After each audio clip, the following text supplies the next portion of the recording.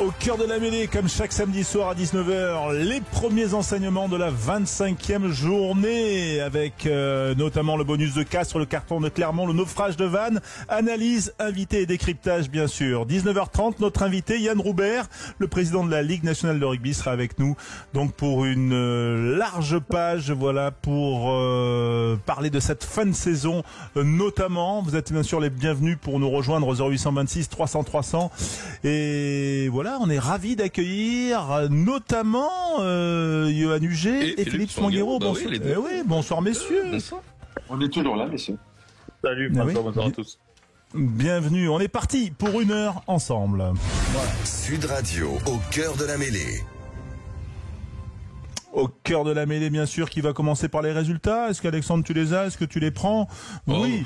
Ouais, ou peut-être Quentin. Allez, Quentin va prendre les résultats. Voilà, moi, parce qu'il faut récapituler ces résultats. Ça a démarré avec le succès de Clermont face au Stade Français. Large succès, 55-20 dans les autres matchs. Castres a battu Bayonne 33-3. Montpellier est allé s'imposer sur la pelouse synthétique du Racing 92 27-25. Pau a gagné à Vannes 52-26 et La Rochelle a battu Perpignan 38-15. Demain au programme 2 matchs, Toulouse-Lyon, Toulon, UBB. Et au classement? Ok, au classement. Non, mais je l'ai. Toulouse. Au classement, Toulouse est leader devant l'UBB et Toulon, je ne lâche rien.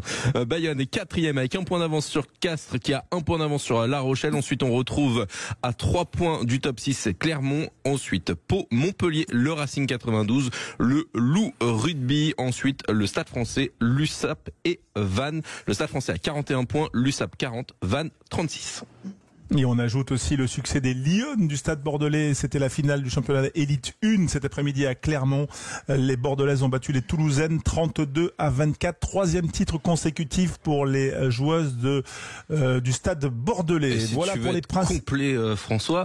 On peut souligner aussi la victoire des espoirs de l'UBB en demi-finale face au Castres Olympique. Voilà, qui retrouveront Toulouse en finale, voilà, et Toulouse qui a sorti Grenoble en demi-finale, voilà pour les espoirs et si on veut être effectivement complet. Yoann Huget, première réaction sur les résultats de ce multi qu'on a vécu en direct en intégralité sur Sud Radio. Qu'est-ce que tu retiens, le bonus de Castres ou le naufrage de Vannes? Le naufrage de Vannes. Et incompréhensible. Incompréhensible parce que c'est une équipe qui nous a habitués à tellement mieux, tellement être joueuse offensive et forte dans sa forteresse de la Rabine, pardon, merci.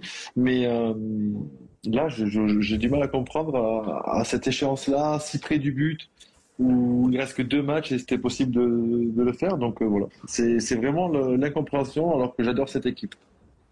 Oui, c'est effectivement curieux. Est-ce que ça peut s'expliquer, Philippe Swanguero, par l'absence de Gorissen, l'absence de Saïli notamment? Il y avait 4-5, il y a eu également l'arrière qui a été absent au dernier moment. Voilà, c'est ces joueurs-là qui ont manqué aujourd'hui.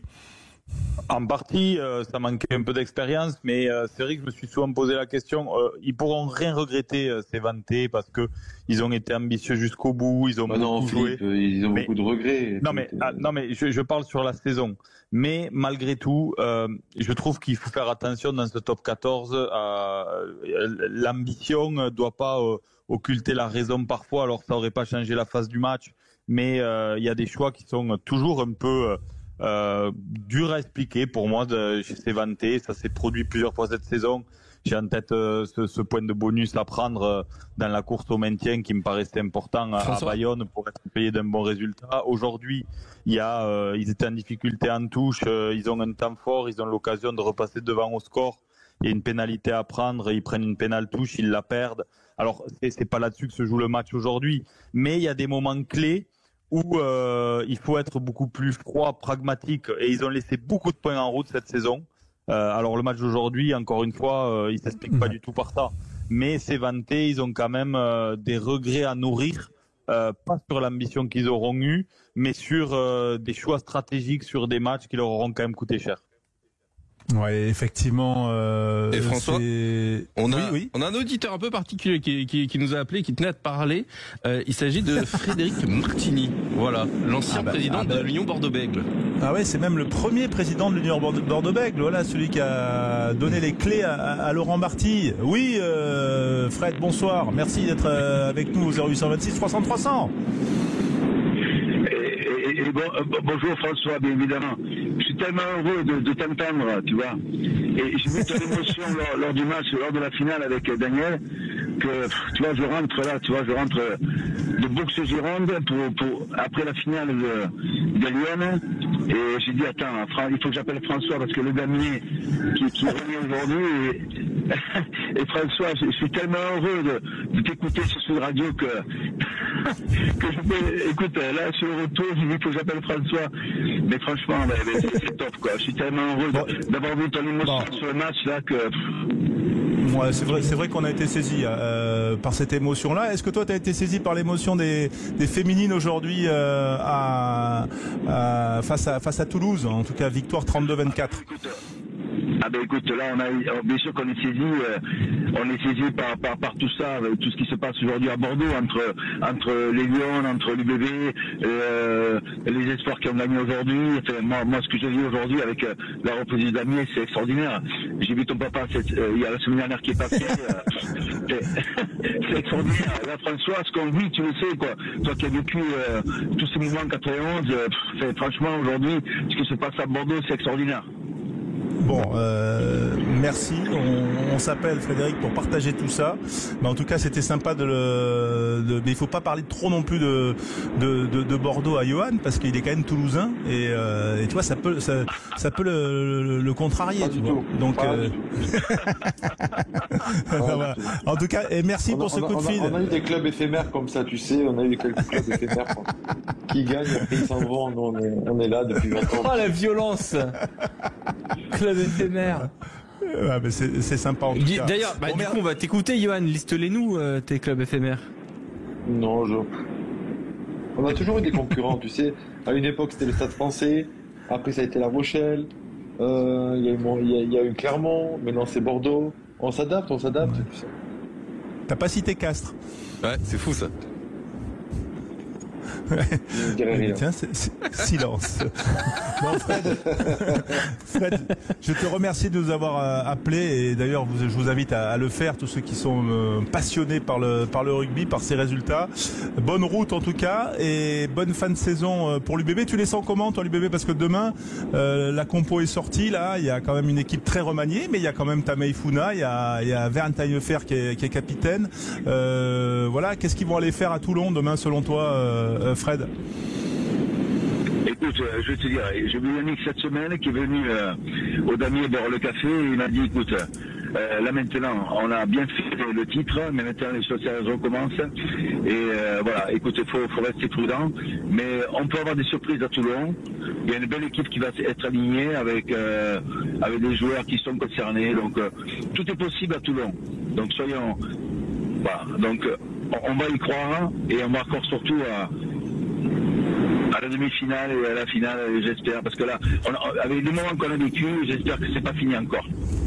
Bon, on l'espère en tout cas. Le damier, c'est au stade André Moga en tout cas si vous voulez passer un bon moment et parler un peu de rugby. Merci Frédéric Martini d'avoir été avec nous, premier président de l'UBB, voilà, qui nous appelait après avoir notamment vu les Lions du stade bordelais l'emporter face aux joueuses du stade toulousain. Autre peut-être moment que vous avez aimé cet après-midi, Johan, on parlait du naufrage de Vannes.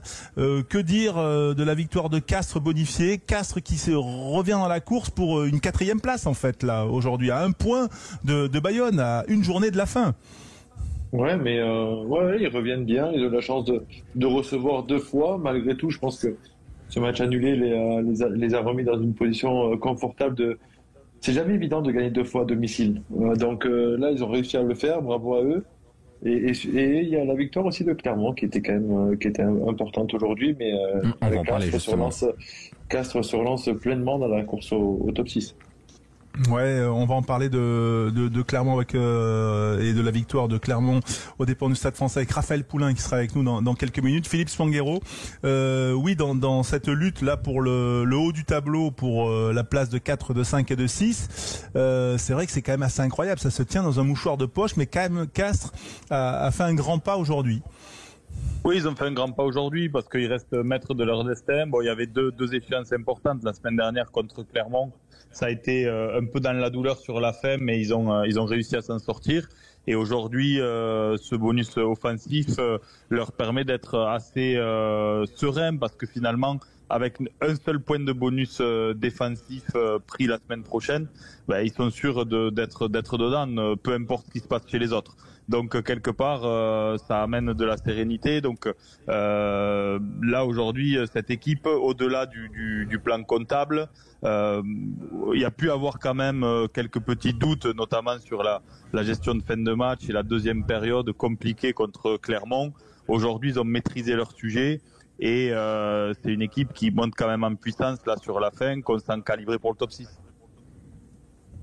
Ouais, effectivement, voilà pour les temps forts de cette 25e journée qui se terminera par 2 matchs, on le rappelle, hein, c'est Toulouse-Lyon demain 17h30 et Toulon-UBB. Mais dans un instant, on va revenir quand même sur ce match complètement fou entre Clermont et le Stade Français. Voilà, le Stade Français était dans le coup à la mi-temps et s'est écroulé ensuite. On va essayer de comprendre pourquoi avec un de ses anciens, Raphaël Poulain, qui sera avec nous en direct sur Sud Radio. À tout de suite.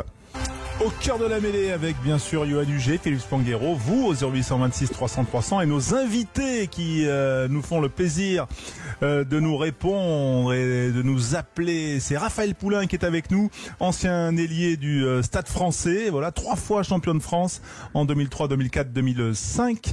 Raphaël, merci d'être avec nous et bonsoir surtout. Bonsoir messieurs, bonsoir François. Oui, ravi d'être avec vous. Oui.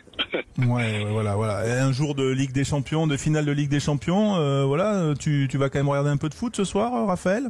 Oui, mon fils joue au foot, je suis à côté d'Avignon en Provence, donc on va se caler dans un petit bar et on va bien sûr supporter le PSG, comme on était voisins avec le Stade Français est voisin, on est supporters du Stade Français, donc du PSG, on va supporter le PSG ce soir, bien entendu. Bon, on est content de t'avoir, notamment pour débriefer de début de cette 25e journée où Clermont a balayé le Stade Français en une mi-temps, 55-20. C'était quasiment à égalité. J'ai plus le décompte en tête, mais voilà, ça a fait. Il y avait 20-20 à la 60e, il y avait 17-6 à la mi-temps. Voilà, 17-6 à la mi-temps. Raphaël Poulain, est-ce que d'abord tu as pu voir le match et comment tu analyses toi en tant qu'ancien joueur ces ruptures de faisceaux qu'ont aujourd'hui les joueurs actuels du Stade Français? Non, mais j'ai vu le match, j'étais en rattrapage de points, mais j'ai quand même grugé, de points de permis, mais j'ai quand même grugé, donc j'avais le téléphone devant moi en bon supporter, comme tu le sais. Après le match, il est à l'image de la saison, il est souvenez-vous, hein, le match contre Montpellier où ils mènent de 25 points et ils explosent en deuxième mi-temps, c'est le même scénario, alors que l'année dernière on avait vu ce match extraordinaire contre Pau où ils rattrapent et ils finissent à 29-30. Je pense que c'est un groupe aujourd'hui qui est vraiment fatigué psychologiquement mais la genèse de cette défaite et de ces défaites de cette année, elle date pas d'hier.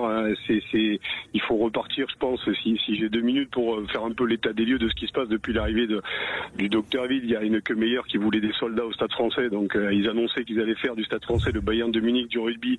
Et en fin de saison, heureusement que le Covid arrive parce que ils finissent aux portes de la Pro D2. Souvenez-vous, ils virent au milieu de la saison flancard d'Anti Bonfils, enfin pas Bonfils, mais Jules Plisson qui part. Ils demandent même à Sergio Paris de partir. Ils se séparent d'Aine Meyer, Gonzalo Quesada qui revient derrière et qui, avec Thomas Lombard, essaye de rattraper un peu, voilà, de remettre à flot le bateau ivre. Et puis Gonzalo qui remercie 1 an avant la fin de son contrat. Tous les joueurs se mettent derrière. Ils font une super fin de saison. Ils finissent limite dans les 6. L'année d'après, je pense qu'ils surfent sur cette dynamique avec une place en demi-finale où ils perdent d'1 point.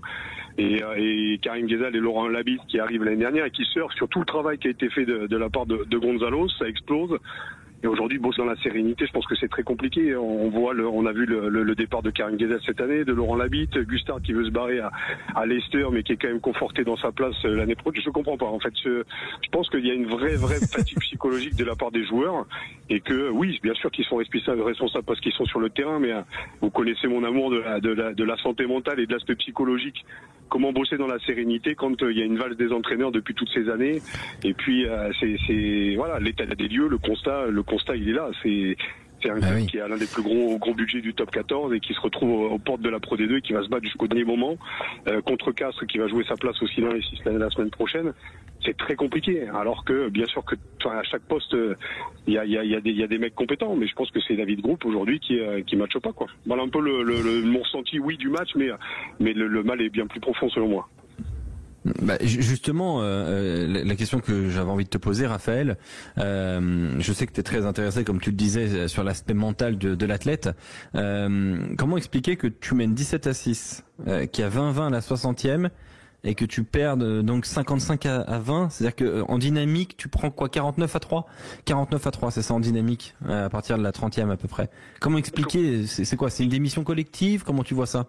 Non, je pense qu'il y a énormément de peur en fait. Il y a énormément de peur et pourtant c'est la première fois que je les vois se regrouper juste avant de rentrer dans les vestiaires à la mi-temps. Ils se regroupent au centre du terrain avec il y a un discours de Ward qui en gros qui à mon avis lâchons pas la seconde mi-temps et ils explosent complètement en vol. Et je pense qu'il y a énormément de peur de la part des joueurs, des peurs de faillir, la peur de perdre. En fait, la peur rattrape et on voit pas grand chose. Il y a énormément de l'aide. Souvenez-vous, l'année dernière, il y avait un gros paquet d'avant. On voyait pas grand chose en 3/4, mais ils arrivent en demi-finale. Cette année, il y a 2 pilars qui se pètent en début de saison.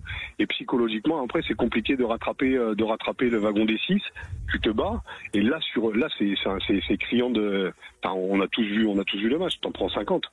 Tu prends 50 grains en 35 minutes. Donc, c'est la peur, je pense, très honnêtement. Il n'y a pas grand-chose à se mettre sous la dent sur cette deuxième mi-temps. Il n'y a rien, il y a que dalle. Et puis en défense, ça se trouve partout. Puis après, il y a une grosse partie de la part de Clermont qui a dû se faire bien remonter dans les vestiaires par Urios. Mais bon, il n'empêche que le Stade français, ça ne fait pas la première fois qu'on voit le Stade français exploser en seconde mi-temps et finir au bord de la rupture. Enfin, je vois des matchs à Jean-Bouin où ça termine à la dernière minute et ça gagne, mais les secondes mi-temps sont souvent catastrophiques au Stade. Ouais. Sont laborieuses. Yoann Huget, ton regard et ensuite Philippe Sanguero sur justement ces deux visages du Stade français. 17-6 pour le Stade français à la mi-temps. Il n'y a pas eu des essais construits de dingue, mais enfin il y avait quand même une envie, il y avait un esprit collectif. Et puis après on a vu un château de cartes. Comme un château de cartes s'écrouler, Yoann. On l'a déjà vu, ce château de cartes s'écrouler. On l'a vu la semaine dernière face à Lyon. Il y a 17-0 et ils arrivent à revenir miraculeusement. Est-ce que c'est pas un peu l'arbre qui cachait la forêt ? Et ils ont eu de la chance de l'emporter parce que derrière ils ont des résultats favorables avec les défaites de Vannes et Perpignan. Donc ils sont quand même dans une dynamique où ils ont les résultats favorables. J'en discutais cette semaine avec Morgan Parra et on n'a pas la sensation ou l'impression que cette équipe-là, elle a peur de la relégation. T'as pas l'impression qu'elle joue le maintien ? Non. J'ai pas l'impression qu'elle joue le maintien. Pour avoir discuté avec Mo, ils sont confiants. Ils se disent la Castres est quasiment aux portes du top 6. Ils vont peut-être faire tourner au vu des barrages. Donc voilà, ils ont des résultats et qui leur sont favorables aujourd'hui et tant mieux pour eux. Mais attention l'année prochaine. Ouais, Philippe, ton regard, toi, à la fois avec les explications assez intéressantes qui nous ont permis de mettre en perspective un peu le cheminement du Stade français jusqu'à ils sont quand même proches de l'abysse là. Ils sont pas loin de déraper là. Oui, mais ce qui est intéressant quand même, la vraie question qu'on peut se poser, c'est s'ils arrivent à se sauver, on leur souhaite quand même, c'est un club important, historique du rugby français. Ils vont le faire, Philippe, il y a aucune je pense qu'ils vont le faire. Mais pour quelle suite, quelle reconstruction?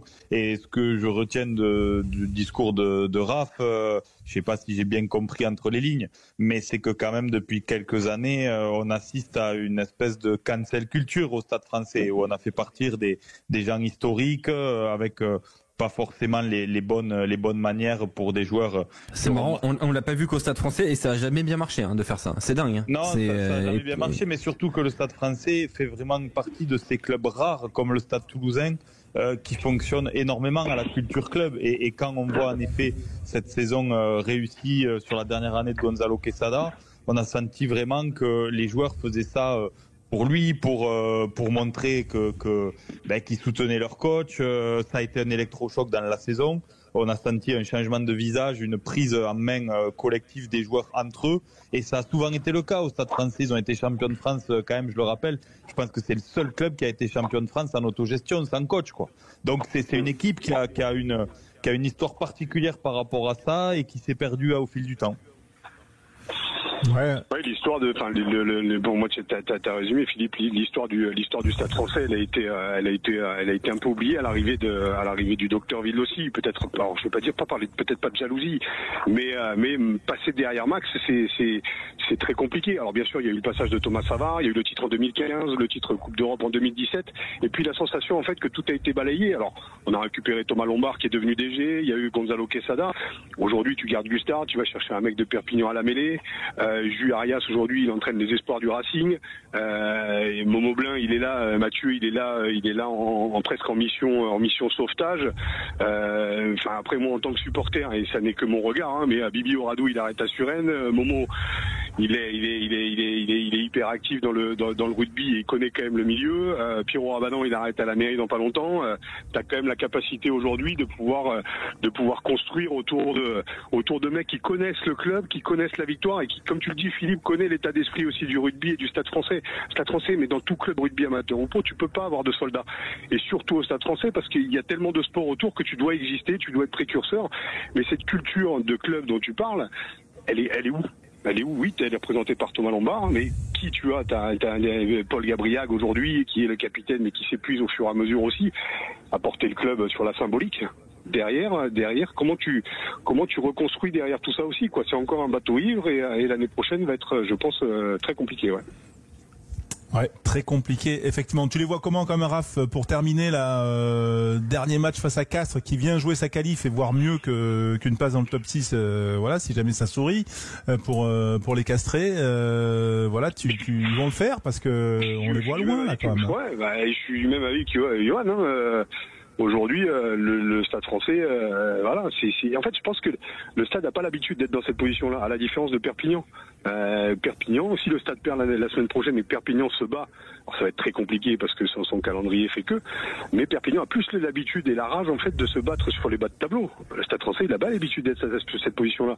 D'où peut-être l'état d'esprit aussi des mecs qui se rendent pas compte de la position dans laquelle ils sont. Donc, c'est un match, là, la semaine prochaine, c'est un match à la vie et à la mort. Moi, je leur souhaite bien entendu de gagner en tant que supporter du Stade. Mais c'est pas fait, c'est pas fait. Tu vas gratter peut-être un point de bonus si tu perds. On parle de Castres quand même. Et Castres aujourd'hui, ils jouent la qualif, ils veulent se qualifier. Et pour connaître l'état d'esprit de Castres quand même, qui ont gardé cette culture, à mettre un billet sur le Stade Français ou Castres la semaine prochaine, je ne sais absolument pas. Je suis supporter du Stade à la vie à la mort, mais franchement, je sais pas quoi dire au vu de ce qu'on a vu encore ce week-end face à Clermont. Je sais pas. Ouais. Johan, tu le vois comment? On a compris que c'était que ça allait être compliqué, voilà, mais c'est vrai que ces stadistes face au Castres Olympique, on n'est pas rassuré. Non, on n'est pas rassuré, mais encore une fois, et comme le dit Raph, ils ont la capacité de gagner ce match parce que c'est, on le sait, les derniers matchs à domicile devant ses supporters, son public. Dans son stade pour pas jouer une place en barrage et derrière il y a Vannes qui se déplace à Bordeaux, il y a Perpi qui reçoit Toulouse, donc je pense qu'ils sont conscients de cette on va dire de ce vent un peu favorable derrière eux, donc il n'y aura pas de souci pour qu'ils restent en top 14 cette année. Bon, on le souhaite en tout cas pour les Parisiens. Merci Raphaël Poulain. Voilà, et surtout, je renvoie notamment à tes activités de conférencier, ton association aussi, voilà, sur Internet, tout pour comprendre ton travail, notamment sur l'aspect psychologique, la santé mentale des sportifs. Toujours très intéressant. Salut Raph, à bientôt sur l'antenne de Sud Radio. Bonne soirée messieurs, salut. Et bonne finale de Ligue des Champions ce soir. Dans un instant, on va accueillir le président de la Ligue nationale de rugby, Yann Robert, qui sera avec nous, bien sûr, pour faire le point avant la dernière journée de la phase régulière. À tout de suite sur Sud Radio. Au cœur de la mêlée, l'émission bilan du samedi soir sur Sud Radio pour ceux qui sont en voiture et qui peuvent nous appeler au 0826 300 300, pour ceux qui nous écoutent aussi sur leur portable, leur smartphone, voilà, sur l'app Sud Radio ou sur le site sudradio.fr. Au cœur de la mêlée avec Yoann Huget, avec Philippe Spanghero, au cœur de la mêlée pour récapituler tous les résultats peut-être juste de cette 25e journée pour ceux qui nous rejoignent, avec notamment la victoire de Clermont face au Stade Français 55-20 et les autres résultats que Alexandre va prendre, bien évidemment. Castres-Bayonne 33-3, bonus offensif pour les Tarnais. Victoire de Montpellier au Racing 92 à la Paris La Défense Arena 27-25. Le succès de Pau à Vannes 52-26. Point de bonus offensif pour les Béarnais, et puis point de bonus offensif aussi pour La Rochelle face à Perpignan 5-0, 38-15 au tableau d'affichage à l'issue de la rencontre. Ouais, et pour parler aussi de ces résultats complètement fous qui nous donnent quand même un classement hyper serré, eh bien on est heureux d'accueillir sur l'antenne de Sud Radio Yann Robert, le président de la Ligue nationale de rugby. Bonsoir Yann. Bonsoir messieurs. Merci d'être avec nous en direct. C'est vrai que quand on est président de cette institution et qu'on voit un classement notamment pour la qualification dans le top 6 où 5 équipes peuvent encore se qualifier et se tiennent en 3 ou 4 points, j'imagine qu'on doit se dire que c'est une bonne saison à une journée de la fin. Ouais, bien sûr, c'est une bonne saison parce que c'est passionnant à tous les niveaux, en haut comme en bas. Donc il va y avoir du suspense jusqu'au bout. Et c'est vrai qu'on a encore presque 10 équipes qui peuvent être championnes de France alors qu'on a attaqué la dernière journée de la saison régulière. Donc c'est assez exceptionnel et c'est bon signe pour notre rugby. Yann Robert, ancien président de Lyon, mais toujours le cœur un peu à Lyon. Ça veut dire que Lyon est en 11e. Voilà, vous ne mettrez pas le loup dans ces 10 équipes. Malheureusement non, ça va être difficile quoi. Voilà, je suis devenu neutre il y a 2 mois, donc évidemment que le président est impartial, l'homme reste évidemment attaché à son club, mais c'est vrai que ça paraît compliqué quoi. Bon. Voilà. Alexandre Priam. Il faudra un miracle, effectivement. Lyon qui se déplacera à Toulouse demain, on le rappelle, match déplacé à 17h30 et Toulon qui accueillera Bordeaux-Bègles, les 2 derniers matchs de cette 25e journée. Alexandre Priam avec le président de la LNR, Yann Robert. Alors j'ai un milliard de questions. On va commencer quand même par l'actualité. Yann Robert avec ouais c'est beaucoup, c'est vrai. L'UBB donc qui a été champion d'Europe, vainqueur de la Champions Cup. Est-ce que c'est une fierté, vous en tant que président de la Ligue nationale de rugby, de voir que le top 14 rappelle quand même encore une fois à l'Europe et même au-delà jusqu'à l'Afrique du Sud que c'est le meilleur championnat du monde? Ouais, c'est vrai que ça fait 5 fois de suite que la Champions Cup reste française. On peut ajouter 3 Challenge Cup sur 5. Malheureusement, il n'y a pas eu une 4e cette année. Mais ça veut dire que oui, le rugby français va bien. Donc bravo à Bordeaux. Et puis on peut rajouter La Rochelle et Toulouse qui avaient fait pareil les années précédentes. Donc ouais, c'est exceptionnel. Ça veut dire que ça va bien. Et c'est tant mieux, quoi. Et puis chapeau à Bordeaux qui est dans une bonne phase aussi parce que les filles du Stade Bordelais viennent d'être championnes de France en élite 1. Donc grosse année et grand cru pour le Bordelais cette année.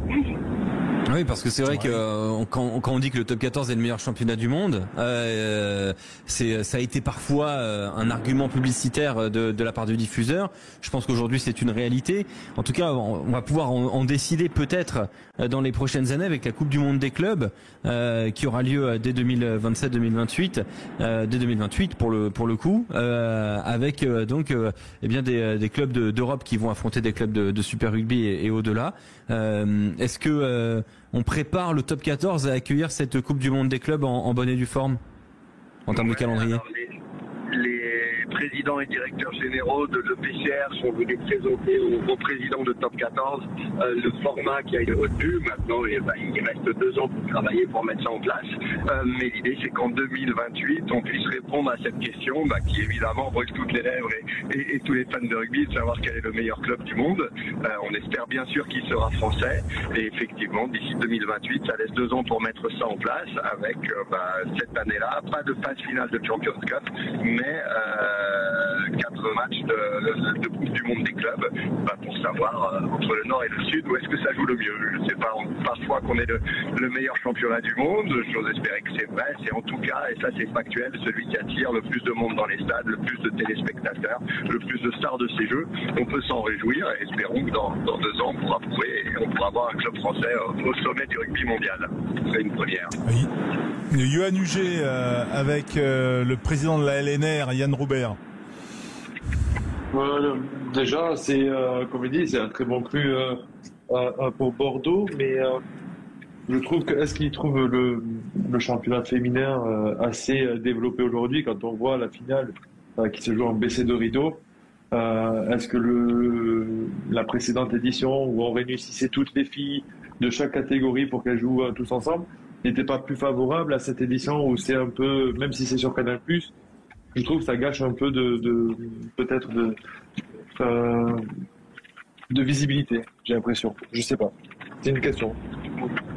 Alors faudra se poser la question et faire le bilan une fois qu'on aura tous les chiffres. Là, l'avantage, c'est qu'effectivement, notre diffuseur du Top 14 a pu le retransmettre, et ça c'est très chouette, parce que ça fait une belle mise en avant, une belle visibilité pour le rugby féminin qui progresse énormément et qui du coup mérite d'être vu par le plus grand nombre. Le fait de jouer en baissé de rideau après Clermont Stade Français, ça a permis aux supporters qui étaient dans les stades de rester. Je suis en train de rentrer, là j'en reviens, donc il y avait peut-être entre 5 et 8 000 personnes, c'est sans doute la plus belle audience qu'on ait eue pour du championnat de France féminin. Est-ce que c'est mieux ou moins bien? Je ne sais pas dire exactement, la décision elle appartient à la fédération, c'est une prérogative fédérale, le rugby féminin, mais nous à la Ligue nationale de rugby, on se doit de l'accompagner et merci à Canal+ de jouer le jeu, bravo au Stade Bordelais et puis à voir comment ça va évoluer par le temps, on sera là pour aider évidemment. Voilà, victoire des Lions, on le rappelle, 32-24. Philippe Spanghero avec Yann Roubert, le président de la LNR, la Ligue nationale de rugby, l'instance du rugby pro.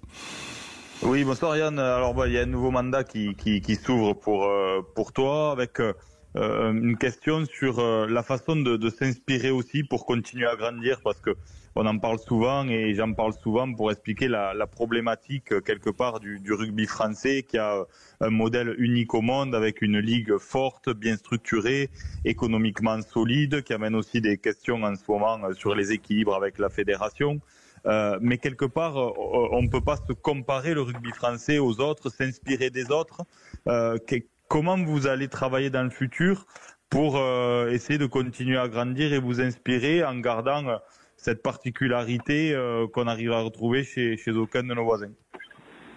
Ouais, c'est vrai que c'est une spécificité. On y est attaché bien sûr, et je pense que depuis bientôt, un peu plus de 20 ans maintenant, on a montré que ce modèle il marchait. La grosse différence, c'est que chez nous en France, la structure de base c'est le club, et ça, c'est vrai que c'est un modèle qui est assez unique par rapport aux franchises ou aux clubs de région qui, dans la plupart des pays du monde, sont détenus et gérés par les fédérations. Chez nous, c'est unique. Il y a que l'Angleterre qui est à peu près comparable et qui a des difficultés là-bas parce qu'il y a 3 clubs qui sont allés au tapis ces dernières années. Donc il faut non seulement le faire connaître, ce modèle, prouver qu'il montre, assumer nos responsabilités de leader mondial, je mets des guillemets à leader mondial parce que évidemment c'est toujours un peu subjectif, mais en tout cas de celui qui attire du monde dans les stades, des téléspectateurs et des stars de ce jeu, et faire comprendre qu'on a notre rôle à jouer, essayer de tirer le rugby mondial vers le haut, parce que le rugby a besoin de développer déplacement à la fois géographique et sociologique, qu'on joue dans de nouveaux pays, qu'on aille conquérir entre guillemets de nouveaux marchés, et puis qu'on fasse comprendre que même si on n'est pas spécialiste de rugby, même si on n'a pas joué, tout le monde a sa place dans un stade, et ça, c'est notre enjeu, quoi, en gros. Et on arrive pas mal à le faire en France. Je pense que c'est reconnu à l'international, mais du coup, le fait d'être premiers mondiaux, ça fait qu'on est écouté, on est respecté, on est parfois un peu jalousé, on est parfois un peu attaqué. Donc il faut à la fois le défendre et le promouvoir, ce modèle, et puis l'expliquer pour essayer de jouer notre rôle dans le rugby mondial, et de continuer à le faire avancer, quoi. Donc le préserver et essayer de tirer un peu les autres vers le haut, toute fausse modestie mise à part, quoi. Et pardon, je me permets de rebondir, François et Alex, justement parce que c'est intéressant. C'est aussi un des discours de la fédération. On sait qu'il y a des sujets en ce moment sur la table entre les deux institutions, mais là, quelque part, ça fait partie des grands enjeux pour lesquels il y a une vraie vision commune, parce que la fédération doit porter cet enjeu-là, la Ligue pourra pas le faire seule. Donc ça fait partie des points de convergence majeurs entre vous dans les discussions. Tu as raison, bien sûr. Il est évident que la France et la France du rugby est bien plus forte quand elle parle d'une seule voix. On est parfaitement aligné là-dessus avec la fédération. Alors bien sûr, il y a des discussions parce que notre fédération a un héritage de la Coupe du Monde qui est lourd, a une situation qui est difficile. Donc on ne peut pas résoudre tous les problèmes, mais il y a bien sûr des points de discussion. Il y a surtout des intérêts communs et un combat commun pour notre sport, sa pratique et ses valeurs. Donc ça n'empêche pas les discussions. Ça ne veut pas dire que tout est facile et qu'on est d'accord sur tout. Mais sur ce point, tu as raison, on est parfaitement alignés. Oui, parmi les discussions, il y a aussi les joueurs premium qui partiront en Nouvelle-Zélande. Est-ce que ça, c'est un dossier qui est sur le point de se conclure, et où en est l'avancement de ces discussions entre clubs et 15 de France ? Ouais, ça discute en effet. Il n'y a pas de nom de principe de la Ligue. On a promis qu'on était prêt à discuter de tous les sujets. Celui-là en est un. Donc il y a un comité de pilotage des équipes de France qui, côté Ligue, est présidé par Laurent Marty, le président de l'UBB, champion d'Europe. et du coup, on espère bien arriver à une solution qui aille à l'ensemble. L'objet, c'est bien de trouver l'intérêt de l'équipe de France pour qu'elle fasse une belle tournée, des joueurs aussi, sans venir ruiner le travail des clubs. Donc il faut trouver des équilibres. On n'en est pas loin. Il faut bien sûr se mettre d'accord avant qu'on connaisse les finalistes du top 14. Donc ça, c'est un sujet qui devrait évoluer d'ici les demi-finales, et notamment être voté au comité directeur de la Ligue qui aura lieu la veille des demi-finales. Donc rendez-vous le 20 juin. Mais les discussions sont positives et j'ai bon espoir qu'on arrive à une solution qui convienne à tous. Ça veut dire que Yann, il n'y aura pas d'accord avant, parce que j'imagine quand même que les joueurs qui vont plus être qualifiés et peut-être potentiellement pour la tournée, et ceux qui le sont, c'est pas tout à fait pareil. Enfin, vous pouvez attendre jusqu'à ce moment-là.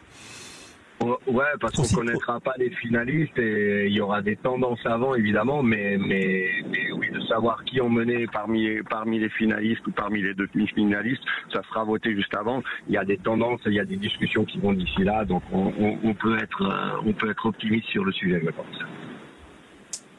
Alexandre, avec Yann Robert. Je voulais revenir, je voulais évoquer évidemment les premiums, mais je voulais aller aussi sur un autre sujet, sur le rugby féminin. On faisait des comparaisons tout à l'heure avec l'Angleterre et le modèle anglais. Est-ce que à terme, et quand je dis à terme, c'est à court ou moyen terme, la Ligue nationale de rugby doit prendre le contrôle de la première division de rugby féminin et aller vers une semi-professionnalisation? Alors on verra comment ça évolue, mais non, il y a pas de velléité de la Ligue de prendre le rugby féminin qui est une compétence fédérale. On le discute pas du tout. Par contre, encore une fois, nous, notre sujet et nos prérogatives, c'est le rugby professionnel masculin. Par contre, on veut que notre sport aille bien. Donc bien sûr qu'on a des enjeux et qu'on veut accompagner tous les rugby, et le rugby féminin, bien sûr. Donc c'est pour ça qu'on on essaye à notre niveau de faciliter la situation du rugby féminin. Notre diffuseur, qui est plus qu'un diffuseur, qui est un véritable partenaire du sport, du rugby professionnel, mais du sport en général, Canal+, joue le jeu aussi. Donc nous, on accompagne ces discussions. On va sans doute prolonger aussi le fait que le Super Sevens soit une compétition mixte et d'inviter les équipes d'élite à venir jouer le Super Sevens aussi, comme on l'a fait cette année. Ça, c'est quelque chose qui a vocation à perdurer si on arrive enfin, si les présidents de Top 14 et de Pro D2 en sont d'accord. Donc on accompagne ça. Il n'y a pas de velléité de prendre la main sur le rugby féminin. Bon, les phases finales, ça sera tes premières phases finales de président de ligue, mais elles sont à Lyon. Donc c'est un bon début. C'est un début en douceur, Yann. Oui, j'y suis pour rien, hein. C'est pas moi qui ai fait changer ça, mais c'est un joli hasard qui ne me déplaît évidemment absolument pas. Un joli hasard du calendrier. Pas seulement pour moi, mais pour le rugby, ça aurait été très bien qu'il y ait Lyon là-dessus. C'est absolument pas garanti, mais quoi qu'il en soit, on peut d'ores et déjà annoncer qu'elles seront à guichet fermé. Elles seront dans une ville que je connais bien et que j'aime, et du coup, rendez-vous là-bas avec grand plaisir. Voilà, et nous y serons avec Sud Radio également pour une opération spéciale autour de ces demi-finales. Merci Yann Robert d'avoir été avec nous, président de la Ligue nationale de rugby, avec Yoann Huget, avec Philippe Spanghero, avec toute l'équipe Sud Radio, voilà, pour parler un petit peu de rugby de cette fin de saison. À très bientôt sur notre antenne, président.